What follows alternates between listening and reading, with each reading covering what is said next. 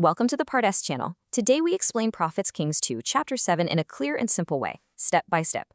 We're going to dive into one of the most dramatic, totally mind-blowing turnarounds in the entire Tanakh. We're talking about a situation so incredibly dire, so deeply hopeless, that survival literally seems impossible. But then it transforms into an absolute overnight miracle. Let's get right into it. So, here's our step-by-step walkthrough for Chapter 7. We're going to cover context in the prophecy, the 4 lepers' discovery, the king's skepticism, the prophecy fulfilled, key ideas and clarifications, and finally, some practical life lessons. Section 1. Context and the prophecy, the siege of Samaria and Elisha's promise. Okay, to really appreciate the miracle in chapter 7, we've got to set the stage with the horrific context from the end of chapter 6. The city of Samaria is trapped in a devastating famine because Ben-Hadad, the king of Aram, has laid this brutal siege to the city. Nothing comes in, nothing goes out. The people are starving. And the economy, it has completely collapsed into absolute absurdity. Just to give you an idea, a donkey's head cost 80 shekels of silver. And it gets worse. A tiny, tiny amount of dove's dung, yes, literal bird droppings, costs 5 shekels. Talk about the worst inflation in history, right? The people and the king of Israel are just at their absolute breaking point. Then enter the prophet Elisha. Right in the middle of this catastrophic starvation, Elisha steps forward in verse 1 with a staggering, almost unbelievable message from the Lord. He says, "About this time tomorrow, a seah of flour will sell for a shekel, and 2 seahs of barley for a shekel at the gate of Samaria." Now, think about how crazy an overnight economic recovery of that magnitude would sound to starving people. These are people who are just trading their life savings for dove droppings. It completely defies all logic and natural law. Let's quickly break down these Hebrew terms so you can really grasp what Elisha is promising here. A seah is a biblical measurement of volume. It's about 13 pints, or just over 7 liters. And a shekel is a biblical weight of silver, roughly 2/5 of an ounce, or 11 grams. So Elisha is quite literally saying that by tomorrow, huge, abundant volumes of high-quality flour and barley will be available for mere pocket change. Food is about to become unimaginably cheap and plentiful. Well, unsurprisingly, this prophecy is met with extreme doubt. In verse 2, the royal officer, this is the king's right-hand man, the guy whose arm the king literally leans on, openly mocks the man of God. He says, "Look, even if the Lord should open the floodgates of the heavens, could this happen?" He literally cannot fathom any scenario, even a supernatural one, where Elijah's words actually come true. But Elijah's response, it is immediate and it is absolutely chilling. Listen closely to this. He says, "You will see it with your own eyes, but you will not eat any of it."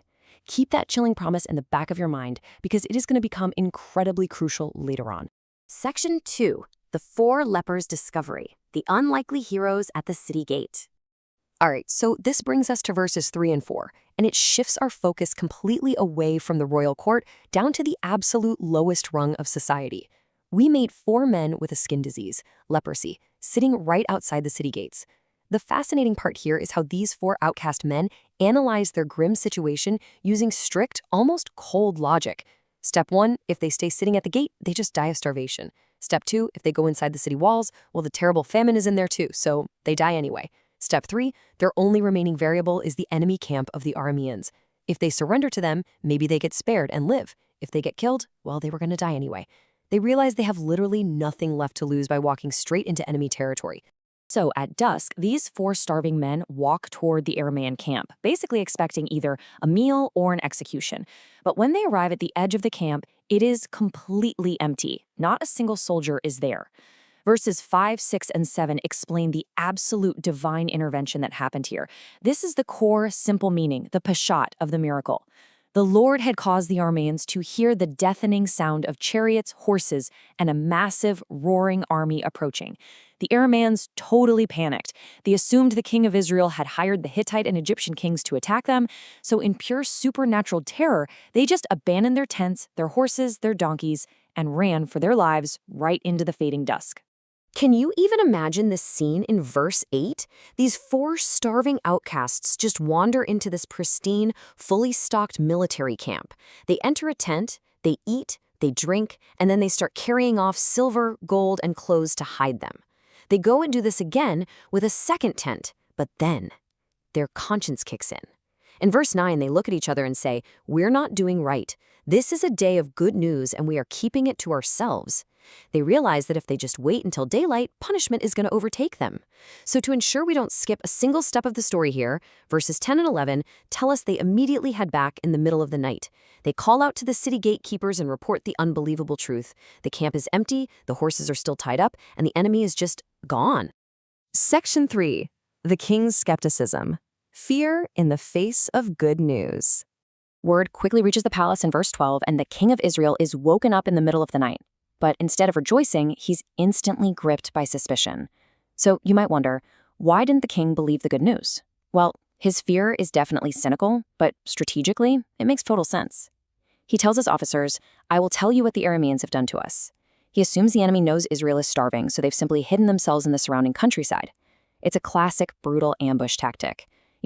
Wait for the desperate Israelites to leave the safety of the city walls to scavenge the camp, capture them alive, and then easily take the city. Thankfully, in verses 13 to 15, one of his officers comes up with a highly practical solution. He suggests taking 5 of the surviving horses left in the city, and there's this really poignant note here that these horses are doomed to starve anyway, just like the rest of the people, and sending them out as scouts. The king agrees. He sends 2 chariots out to find out exactly what happened. The scouts follow the Aramean trail all the way down to the Jordan River, and what do they find? A road completely strewn with discarded clothing and equipment, frantically thrown away by the Arameans in their headlong, panicked flight. The camp is truly empty. The threat has completely vanished. Section 4. The prophecy fulfilled. Dawn brings salvation and tragedy. Dawn breaks over Samaria, and the morning light reveals the absolute, unvarnished truth of Elisha's prophetic words. Let's trace the sequence of events here so you can see just how drastically the fate of a nation changed in a single night. At dusk, the Aramean army flees in supernatural panic. In the early night, the 4 lepers discover the empty camp. By late night, they report the news back to the gate. Pre-dawn, the king sends his scouts out to verify. And by morning, the starving Israelites surge out of the city gates to plunder the camp of the Arameans. Think about that. A brutal siege that lasted for months is entirely broken in a matter of hours. As the people bring back the massive, abundant spoils of the Aramean army, the economic collapse reverses instantly. Verse 16 gives us the exact market prices. A seah of flour sold for a shekel, and 2 seahs of barley sold for a shekel. This is the exact, literal alignment of the new market prices with the word of the Lord spoken by Elisha the previous day. That impossible prophecy, spoken during a time when people were literally starving to death, came true to the absolute letter.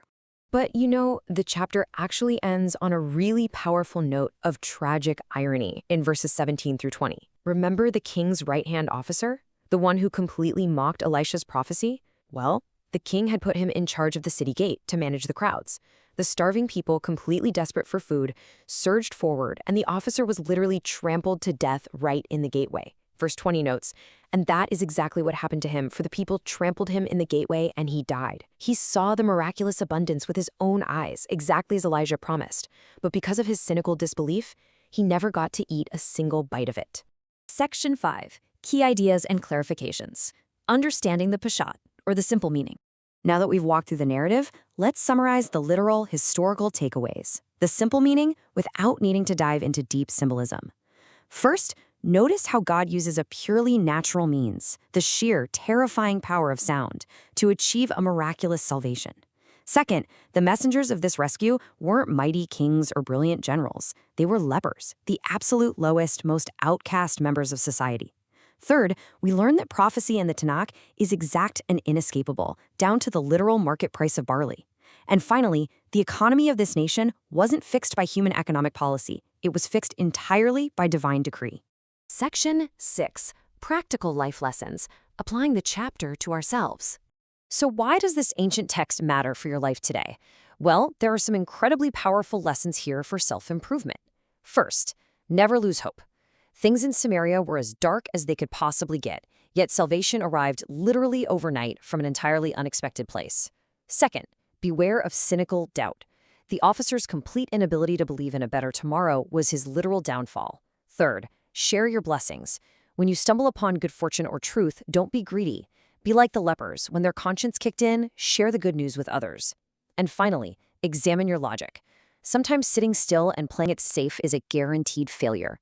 Like the lepers stepping into the enemy camp, sometimes the riskiest move is your absolute only path to survival. To recap, we saw a dire siege broken not by weapons, but by an impossible prophecy, discovered by 4 outcast messengers, leading to an exact, perfectly timed fulfillment of God's word. Before we go, ask yourself this. Where in your own life are you just sitting at the gate, waiting for the end, when you could be taking a risk and stepping into the unknown to find your salvation? Thank you for learning with us. If this helped you understand the chapter better, like, subscribe, and join us for the next chapter.